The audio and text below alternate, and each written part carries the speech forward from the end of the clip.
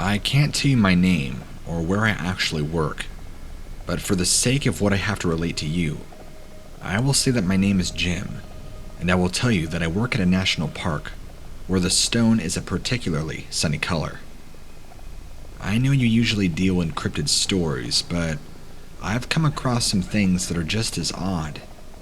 There's a few kiddie playgrounds scattered throughout the whole park, and often enough, it's my job to patrol these in a regular circuit, just to make sure that bears and other predators are keeping their distance from children.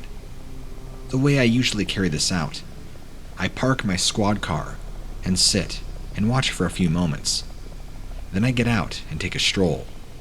If all's well, I roll onto the next playground.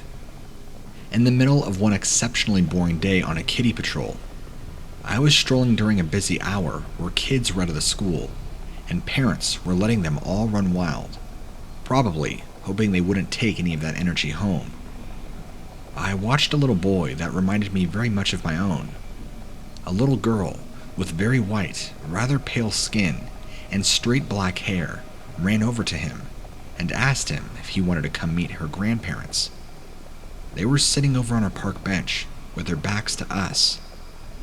I smiled at how easily children could make friends. Towards the end of the day, there was an announcement of an Amber Alert. A small boy had gone missing, and when a picture of the boy was officially released, my heart sank. It was the exact little boy I had seen on the playground with a pale little girl. There were gears turning in the back of my head all night, and I couldn't put my finger on what was bothering me. The next day, I was on patrol again, with orders to keep my eyes peeled for that little boy, just in case he turned back up. I kept my eyes peeled for him all day. He'd been hard to miss. He looked just like my kid. I saw the same little girl from day before, with the pale skin and darker hair. She came up to another little girl and asked her if she'd like to meet her grandparents. That's when those gears in my head began working again. There were again 2 older folks sitting with their back to all the kids sitting on the park bench, further up the park trail. My eyes shifted over to the dark-haired girl and her new friend, who was agreeing to meet her grandma and grandpa. I made my move. I asked her if I could meet her grandma and grandpa too. She wasn't too happy to see me. She looked like I was ruining some of her fun. She took the other girl's hand and led her up the trail, keeping me in sight with a sidelong look. I followed from a distance. The 2 girls stood in front of the couple. The dark-haired girl was definitely not happy to see me. The other girl looked confused, even a little frightened. The dark-haired girl motioned for the other girl to go, and they both ran back to the playground. I strolled up to the older folks who didn't seem to notice me. I called out a greeting, so as to not startle them. I thought they might be hard of hearing because they didn't stir a bit. When I came around to stand in front of them, I could see the 2 of them were withered up, dead bodies, dry as dead leaves. Another Amber Alert went out that night. That time for the other little girl, the dark-haired one that led away from me. I don't know if anybody's going to believe this story or not, but there's only one way to find out. When you see the small town that I live in, you wonder why they even bother setting aside funds for patrols of the parks. I guess you just never know when trouble is going to come from the outside world into our little sacred quiet place. But something that happened recently has made me question whether trouble always comes from the outside. Our parks are small, but they are just big enough to have a couple of walking trails. If a day is feeling especially slow, I'll take the time to walk these trails for the hell of it. On paper, that means that I'm making absolutely sure that there's no trouble whatsoever. So, one day, I'm walking the trail, and I get a real strong whiff of something good and dead. Not unlike the smell that might come from under your front porch when a squirrel or something else has crawled away to die, maybe poisoned. But this was really strong. Strong enough to make me question the size of the carcass. Once I could tell which direction the wind was coming from, I started to follow the smell. It led me off the trail and into a thick of trees. The more crowded the trees, the worse the smell got. This brought me into a very, very small clearing that I actually didn't know existed. Here, I discovered scraps of sheet metal cobbled together into something like a shrine, complete with a peaked, corrugated roof. Small scraps were arranged into an altar. Behind it was a corpse that was set upright by virtue of railroad spikes driven through the chest and shoulders, pinning it to a large wooden crate. The legs were posed cross-legged, and the head had been removed and replaced with the skull of a buck with large antlers. Pink still stained the skull, telling me that both the head and the corpse were about as fresh. Loud flies filled the air. I don't know what to phone any of this as if it couldn't get any stranger. I saw something under the skull, lodged in the neck. Papers. They were papers rolled up and weighed down by the skull. I phoned the whole thing in and waited for dispatch. Nobody ever came. I raced a haul over it, but everyone I mentioned it to just looked at me like they didn't know what I was talking about, or they just didn't care. I called the paper to tell them about what I had found, but as soon as I told them which park, they just hung up on me. Nobody around here is listening, and I don't know what to do about it. I don't think there's anything I can do. This experience, or encounter, whatever you want to call it, has cost me my job. For various reasons, I started to keep a bottle of whiskey on me when I was riding around the park in the patrol car. Things were not good at home, and they weren't good on the job either, so I turned to what I knew: alcoholism. It's gotten me through some pretty rough times in my past, so it's my crutch. I stopped the car when I rolled past somebody that was sleeping on a park bench. Looked to be a male, wrapped in a coat, from what I could tell. When I came up to him, the smell was overwhelming.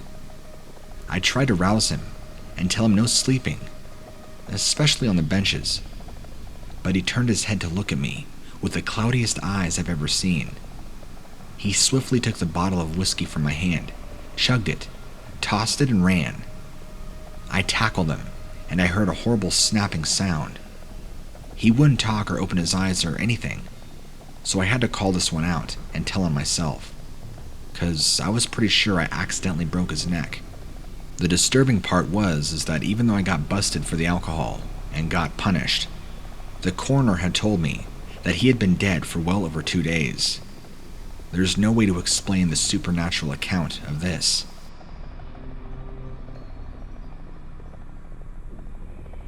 I'm the only on-duty park ranger for a nature preserve that's smaller than most city parks.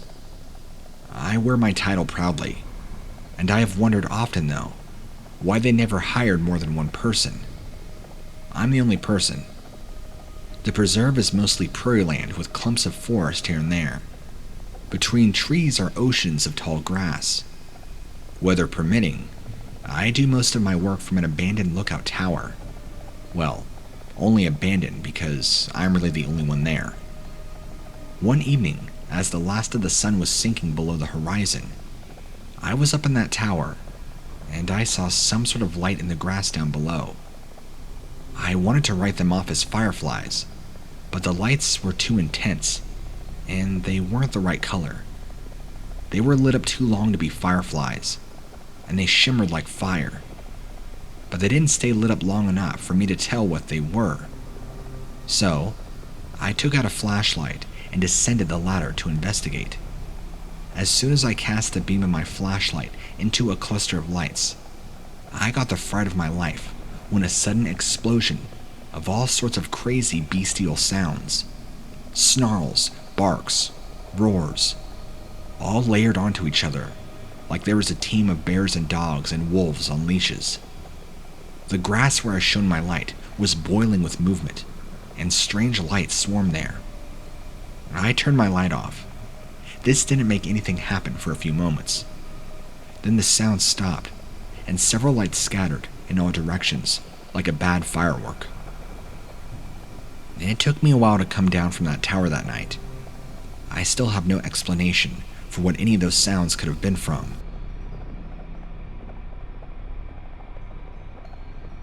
Long ago, a kid had gone missing from one of the parks that I worked at. I mean, you couldn't miss this kid. He looked like his parents had fed him 4 square meals of butter every day. I combed that park for days and found no one. But I did notice that in the distance, I kept spotting a set of antlers that seemed rather long, unnaturally long. I wondered how no hunter had gotten about to bagging a buck with a rack like that. One day, my curiosity got the better of me, and I tried to get a closer look at the animal. Naturally, it kept its distance, but I followed. Tracking it caused me to stumble upon a crude scarecrow in the middle of a glade of prairie grass. The sight of it unsettled me for reasons I couldn't place. But then the scarecrow made a few whimpering sounds. I cut the ropes and unwound the ragged cloth, and there was the missing kid. He didn't look right. He looked much worse than someone had been tied to a pole and stood out in a field. Tears flowed from his purple and red eyes as he couldn't stop talking about how hungry he was. So hungry. And the talking deer sometimes brought him other kids to eat, but it was never enough. He was still so hungry. A shriek from behind me made my ears ring. I turned to see the antlers coming up on me quickly.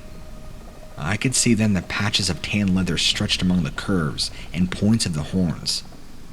They displayed symbols that looked like they had been Native American, but they couldn't be. They were too infernal.